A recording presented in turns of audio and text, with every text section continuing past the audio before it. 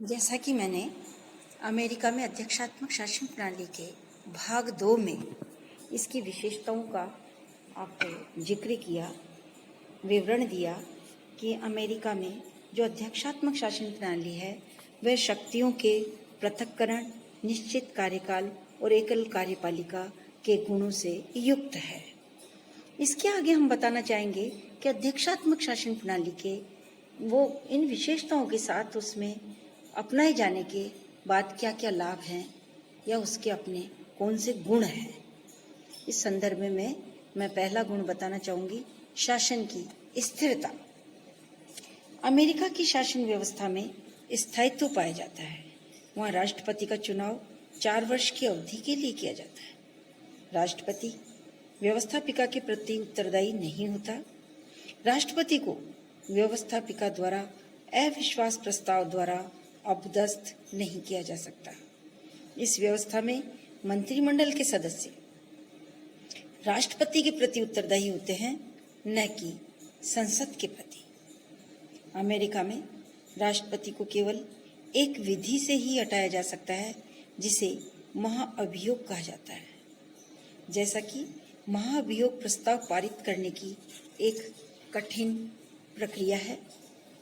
पिछले 200 वर्ष से अधिक समय व्यतीत हो जाने के पश्चात भी आज तक अमेरिका में राष्ट्रपति को कांग्रेस के द्वारा अर्थात व्यवस्थापिका द्वारा हटाया नहीं गया है और न ही व्यवस्थापिका द्वारा कार्यकाल पूरा करने से पूर्व राष्ट्रपति को उसे भंग करने का अधिकार भी नहीं दिया गया है।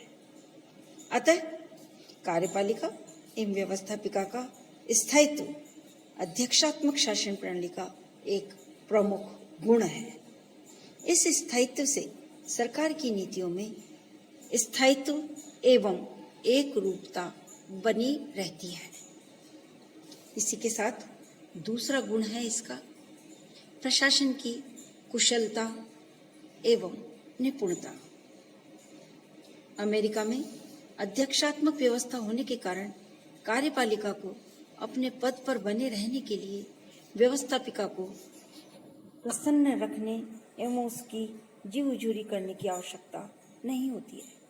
कार्यपालिका को अपना समय व्यवस्थापिका का विश्वास प्राप्त करने और बहुमत को अपने पक्ष में करने की कोई आवश्यकता नहीं होती है।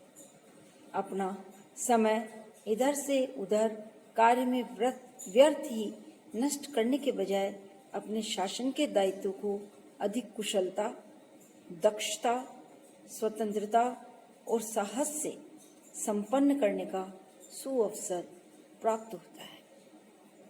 इस प्रकार अमेरिका में अध्यक्षात्मक व्यवस्था का एक लाभ यह भी है कि वहाँ राष्ट्रपति ऐसे व्यक्तियों को विभागाध्यक्ष के पद पर नियुक्त करता है जो अपने अपने कार्यों में दक्ष होते हैं। विभागाध्यक्षों अर्थात मंत्रिमंडल के सदस्यों का चयन करते समय राष्ट्रपति दलगत राजनीति से ऊपर उठकर श्रेष्ठ निर्णय कर सकता है। राष्ट्रपति पर दलीय बाध्यता नहीं होने से मंत्रिमंडल में योग्य एवं निपुण व्यक्तियों को कार्य करने का सुअवसर मिलता है। इसके विपरीत ब्रिटेन में संसदीय प्रणाली में प्रधानमंत्री मंत्रिमंडल के सदस्यों का चयन करते समय दलीय अनुशासन और दलीय भावनाओं से जकड़ा रहता है। अमेरिका में इस प्रकार की कोई बाध्यता नहीं होने से मंत्रिमंडल के सदस्यों की नियुक्ति योग्यता के आधार पर कर पाना संभव होता है। इसी कारण अमेरिका के प्रशासन में निपुणता एवं कार्यकुशलता पाई जाती है। अमेरिका में कई अवसर ऐसे भी आए हैं जबकि एक राजनीतिक दल के राष्ट्रपति ने अन्य राजनीतिक दल के योग्य एवं निपुण लोगों को अपने मंत्रिमंडल में शामिल किया है। उदाहरण स्वरूप अमेरिका के राष्ट्रपति क्लेवेलैंड ने, जो स्वयं डेमोक्रेटिक दल के थे, वॉल्टर जी कुशमेलन को राज्य सचिव के पद पर नियुक्त किया, जो कि रिपब्लिकन पार्टी के थे। संसदात्मक शासन प्रणाली में मंत्रिमंडल का गठन पूर्णतः दलीय आधार पर किया जाता है। इस कारण ब्रिटेन में सामान्यतः यह कल्पना के बाहर है जिसमें एक राजनीतिक दल के प्रधानमंत्री ने अन्य राजनीतिक दल के लोगों को अपने मंत्रिमंडल में जगह दी, स्थान दिया। तीसरा गुण है आपातकाल में अधिक उपयुक्त। किसी भी देश में आपात स्थिति में उत्पन्न होने पर सरकार द्वारा कदम कदम पर तटस्थ एवं त्वरित निर्णय लेने की आवश्यकता होती है। निर्णय की शीघ्रता के साथ साथ मजबूत संगठन, प्रभावी नियंत्रण और निर्णयों के कुशल क्रियान्वयन की नितांत आवश्यकता होती है। अमेरिका में यह सभी तत्व सुगमता से उपलब्ध हो सकते हैं। इसके विपरीत संसदीय व्यवस्था में निर्णय लेना आसान काम नहीं होता। ब्रिटेन में जहाँ की संसदात्मक व्यवस्था है, हर छोटे बड़े निर्णय से पूर्व लंबे विचार विमर्श के दौर से गुजरना पड़ता है, जिससे कि कार्यपालिका द्वारा किसी भी मामले में शीघ्र निर्णय नहीं लिया जा सकता।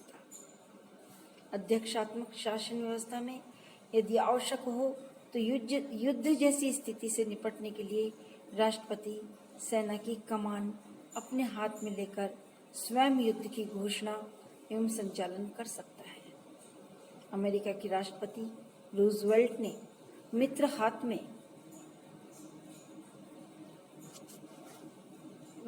ने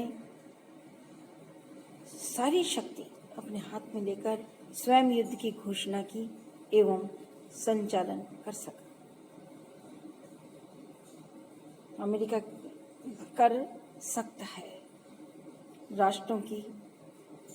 अमेरिका के राष्ट्रपति रूजवेल्ट ने मित्र राष्ट्रों की सेनाओं की सर्वोच्च कमान अपने हाथ में लेकर सर्वोच्च सेनापति की भूमिका भी अदा की थी। इस प्रकार कहने का अभिप्राय यह हुआ कि अध्यक्षात्मक शासन प्रणाली में व्यवस्थापिका और कार्यपालिका में पूर्ण पृथक्करण होने से दोनों अपने अपने कार्यकाल में अपना अपना कार्य करते हैं और एक दूसरे को एक तरह से कार्यकाल की अनिश्चितता को लेकर किसी भी प्रकार का दबाव नहीं होता है।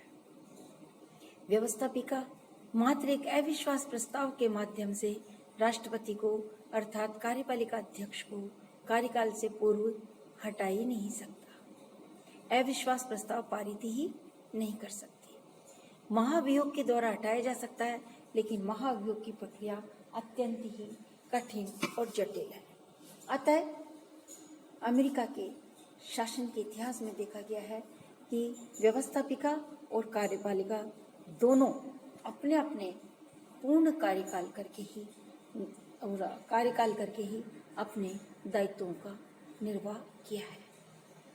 प्रशासन की कुशलता एवं निपुणता, यह गुण भी अमेरिकी शासन व्यवस्था अर्थात अध्यक्षात्मक शासन व्यवस्था का बहुत ही महत्वपूर्ण गुण है।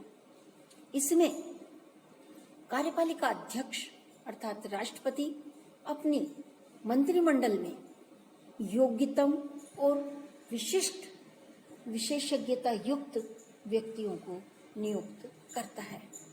अर्थात राष्ट्रपति पर किसी भी प्रकार से दलगत राजनीति या दलीय भावना का कोई दबाव नहीं होता है कि स्वयं के राजनीतिक दल से ही मंत्रियों का चयन करे।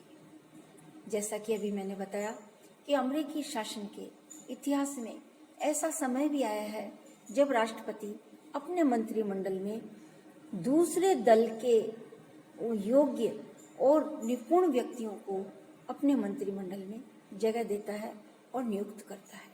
अर्थात मंत्रिमंडल जो वास्तविक एक तरह से कार्यपालिका शक्ति का उपभोग राष्ट्रपति के माध्यम से करता है, राष्ट्रपति को सलाह देता है, वास्तविक रूप में मंत्रिमंडल के सदस्य स्वयं ही बहुत निपुण और योग्य होते हैं।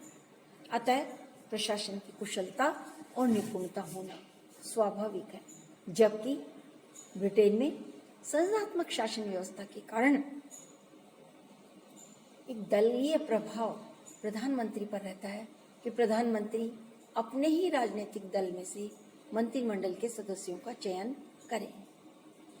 वो मंत्रिमंडल जो कि पूर्ण रूप से जनता के द्वारा निर्वाचित व्यक्तियों में से किया जाता है, अतः उन्हें समाज सेवा और राजनीतिक जीवन का तो पर्याप्त अनुभव होता है, तो किंतु प्रशासनिक निपुणता संस्थात्मक मंत्रिमंडल में कम पाई जाती है। अतः संस्थात्मक मंत्रिमंडल में मंत्री गण सदैव प्रशासनिक अध्यक्ष अर्थात सचिवों पर निर्भर रहते हैं। अध्यक्षात्मक शासन प्रणाली में इस प्रकार की निर्भरता नहीं होती है। तीसरा गुण बताया, जैसा कि मैंने आपको, आपातकाल में अधिक उपयुक्त, अर्थात अध्यक्षात्मक शासन प्रणाली में राष्ट्रपति स्वयं वास्तविक शक्तियों का प्रयोग करता है, कार्यपालिका का वास्तविक अध्यक्ष होता है। अतः किसी भी प्रकार की आपातकाल, चाहे वो आंतरिक हो चाहे बाह्य हो, दोनों ही आपातकाल में राष्ट्रपति स्वयं निर्णय ले सकता है। उसके ऊपर व्यवस्थापिका की का परामर्श की किसी प्रकार की कोई बाध्यता नहीं होती है। अतः हर छोटा बड़ा निर्णय राष्ट्रपति स्वयं ले सकता है और यदि आवश्यक हो तो युद्ध जैसी स्थिति से निपटने के लिए राष्ट्रपति सेना की कमान अपने हाथ में भी ले सकता है। इस प्रकार शासन की स्थिरता, प्रशासनिक कुशलता एवं निपुणता और आपातकाल में अधिक उपयुक्त ये गुण अध्यक्षात्मक शासन प्रणाली में पाए जाते हैं।